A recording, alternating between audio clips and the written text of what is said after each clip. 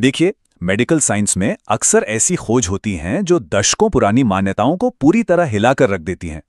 आज के इस एक्सप्लेनर में आपका स्वागत है, जहां हम एक ऐसे ही बड़े अंतर्राष्ट्रीय अपडेट पर बात करने वाले हैं। साल 2026 में रिप्रोडक्टिव और मेटाबॉलिक हेल्थ से जुड़ी एक बहुत ही आम समस्या पर एक ऐसी ऐतिहासिक रिसर्च सामने आई जिसने मेडिकल किताबों को लिटरली बदल कर रख दिया है। आइए बिना किसी देरी के इस विश्लेषण की शुरुआत करते हैं और समझते हैं कि आखिर ये पूरा पैराडाइम शिफ्ट क्या है। 70%। जरा इस आंकड़े पर ध्यान दीजिए।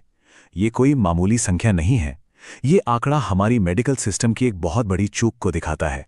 सोचिए, एक ऐसी मेजर हार्मोनल बीमारी जो दुनिया भर में करोड़ों लोगों को प्रभावित करती है, उसके लगभग 70% केसेस कभी ठीक से डायग्नोज ही नहीं हो पाते। यानी ज्यादातर केसेस डॉक्टर्स की पकड़ में ही नहीं आते और असर झेलने वालों को पता ही नहीं चलता कि उनके अंदर आखिर चल क्या रहा है। तो आखिर ऐसी कौन सी कंडीशन है जो इतने बड़े पैमाने पर होने के बावजूद इतनी आसानी से छिप जाती है? इस पर पर्दा उठाता है 2026 का ये पैराडाइम शिफ्ट। आइए समझते हैं कि नया दृष्टिकोण क्या कहता है। ओके, तो चलिए इसमें थोड़ा गहराई तक जाते हैं। पिछले कई दशकों से मेडिकल जगत में जिसे पीसीओएस यानी पॉलिसिस्टिक ओवरी सिंड्रोम के नाम से जाना जाता था, अब उसकी जगह एक नई लेबल ने ले ली है और वो है पीएमओएस। ये कोई छोटा मोटा बदलाव नहीं है दोस्तों, ये मेडिकल हिस्ट्री में एक बहुत बड़ी छलांग है। एक नया नाम तभी दिया जाता है जब पुराना लेबल पूरी तरह से भटकाने वाला साबित हो, और ये नया नाम इस बात का सबसे बड़ा सबूत है कि विज्ञान अब इस बीमारी के असली स्वरूप को पहचान चुका है। अब आप सोच रहे होंगे कि ये पीएमओएस आखिर है क्या? इसका अर्थ है poly endocrine metabolic ovarian syndrome. देखिए, पुराना नाम सुनकर ऐसा लगता था जैसे प्रॉब्लम सिर्फ ओवरी तक ही सीमित है, राइट? लेकिन ये नया नाम बिल्कुल साफ कर देता है कि ये एक टोटल बॉडी सिंड्रोम है। पॉली एंडोक्राइन का सीधा सा मतलब है कि ये सिर्फ एक जगह नहीं बल्कि पूरे हार्मोनल सिस्टम को प्रभावित करता है। और मेटाबॉलिक शब्द बताता है कि ये बॉडी के मेटाबॉलिज्म और एनर्जी बनाने के तरीके पर असर डालता है। ये पूरे शरीर का एक व्यापक सिंड्रोम है। ओवेरियन सिस्ट से आगे आखिर सच्चाई क्या है? चलिए इस सबसे बड़ी गलतफहमी को हमेशा के लिए दूर करते हैं। तो यहाँ सबसे क्रूशियल पॉइंट ये है कि सच्चाई तो ये है कि कई पेशेंट्स के अल्ट्रासाउंड में ओवेरियन सिस्ट होते ही नहीं है। बिल्कुल, आपने सही सुना। सोचिए, जिस बीमारी का आधार ही सिस्ट को माना गया था, उसके कई पेशेंट्स में सिस्ट का कोई नामो निशान नहीं मिलता। क्योंकि ये बीमारी पूरे सिस्टम पर असर डालती है, इसीलिए सिर्फ सिस्ट ढूंढना मेडिकल साइंस की एक बड़ी भूल थी। यही वो चूक थी जिसकी वजह से 70% लोग गलत रूप से बिल्कुल स्वस्थ मान लिए जाते थे।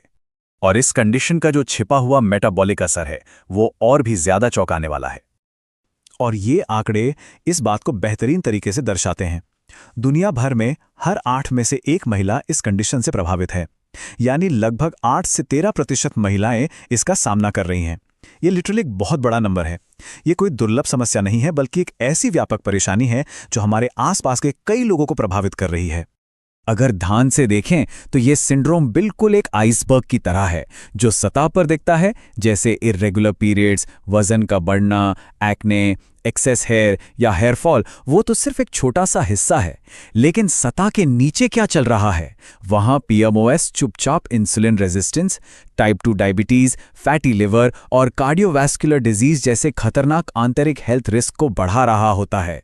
यहां तक कि एंजाइटी और स्लीप डिसऑर्डर्स भी इसके सीधे परिणाम हो सकते हैं।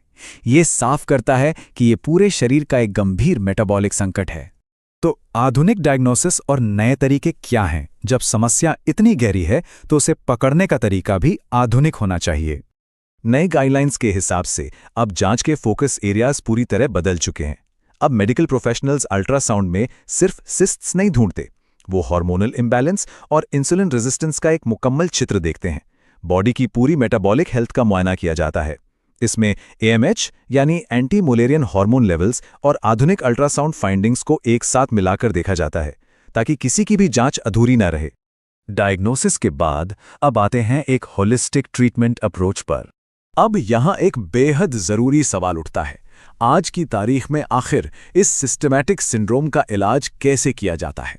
आइए इसके एक्शनेबल मेडिकल सॉल्यूशंस को समझते हैं। देखिए, इन आधुनिक तरीकों पर गौर करने से एक बात पूरी तरह क्लियर है। पीओएमओएस का ट्रीटमेंट एकदम इंडिविजुअलाइज्ड होता है। यहां वन साइज फिट्स ऑल काम नहीं करता।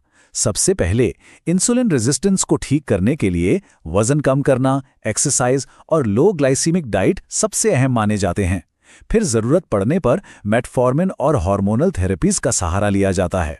इसके अलावा फर्टिलिटी ट्रीटमेंट्स और एक्ने या हेयर फॉल को मैनेज करने की खास थेरेपीज अपनाई जाती हैं। ये लिटरली एक कंप्लीट पैकेज है। चलिए देखते हैं कि पीएमओएस का आने वाला भविष्य आखिर कैसा होगा।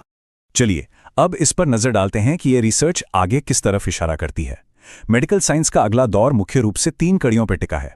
पहला है AI बेस्ड अर्ली डायग्नोसिस, ताकि उन छिपे हुए केसेस को जल्दी पकड़ा जा सके। दूसरा है बेहतर मेटाबॉलिक रिस्क प्रिडिक्शन, जो आने वाली बीमारियों को सालों पहले ही बता देगा। और तीसरा, सबसे कमाल का, पर्सनलाइज्ड हार्मोन ट्रीटमेंट, जो हर एक व्यक्ति के यूनिक DNA और बॉडीली नीड्स के हिसाब से तैयार किया जाएगा। इस एक्सप्लेनर को हम एक छोटे से लेकिन बहुत ही जरूरी सवाल के साथ खत्म करते हैं। आने वाले समय में आर्टिफिशियल इंटेलिजेंस और पर्सनलाइज्ड मेडिसिन वुमेन्स हेल्थ के नियमों को आगे किस तरह दोबारा लिखते रहेंगे। PCOS से PMUS तक का ये सफर बताता है कि जब विज्ञान पुरानी मान्यताओं को चुनौती देता है, तभी आगे का रास्ता खुलता है। भविष्य की इन रोचक संभावनाओं पर विचार करना वाकई जरूरी है। इस विश्लेषण से जुड़े रहने के लिए बहुत बहुत शुक्रिया।